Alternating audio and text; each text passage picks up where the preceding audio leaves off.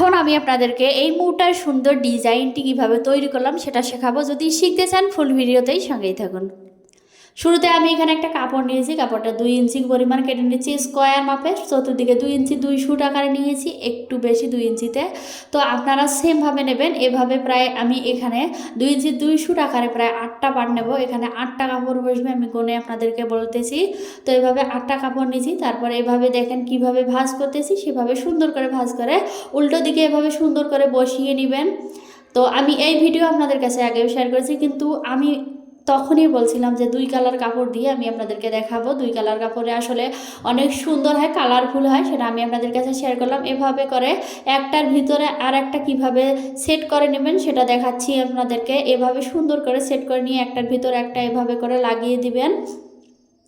আপনারাও সেমভাবে লাগাবেন, এভাবে করে আপনারা সম্পূর্ণ লাগাবেন। আমি আপনাদেরকে দুইটা মনোযোগ সহকারে 3টে দেখালাম। তারপর আমি এখন ভিডিওটা খুব দ্রুত নিচ্ছি, কারণ অনেকটা লং হয়ে যাবে। কারণ এই এত ভিডিও আপনারা দেখতে যাবেন না, শর্ট আকারে এই ভিডিওগুলো শর্ট আকারেই খুব সুন্দর ভিউ আসে। তো এভাবে করে সুন্দর করে সেট করে নেবেন। দেখেন আমি কিভাবে নিচ্ছি, এভাবে প্রায় 8টা বসবে। আপনারা এইভাবে সুন্দর করে সেমভাবে স্কোয়ার মাপে কেটে নেবেন। দেখেন স্কোয়ার মাপে যদি কেটে নেন তাহলে চতুর্দিকে সমানভাবে বসবে। তারপর এভাবে করে বসিয়ে নিয়ে প্রায় দেখেন শেষ করলাম। এই একটা দিয়ে একটু ফাঁকা রাখলাম, কারণ সাইডে সেলাই বসবে, এখানে আরেকটা দেওয়ার কোনো প্রয়োজন নেই।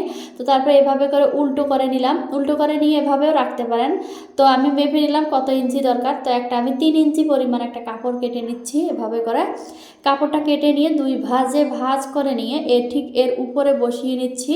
তো এভাবে করে বসিয়ে নেবেন। অবশ্যই মনে রাখবেন যে আপনি যে 3 কোণা কাপড়গুলো দিলেন সেগুলো যাতে সুন্দরভাবে মাথায় মাথায় বসে, যাতে বাড়তি না হয়। ঠিক আর একটা চাপ সেলাই দিবেন। তো তৈরি হয়ে গেল কত সুন্দর একটা পায়জামার মুটা।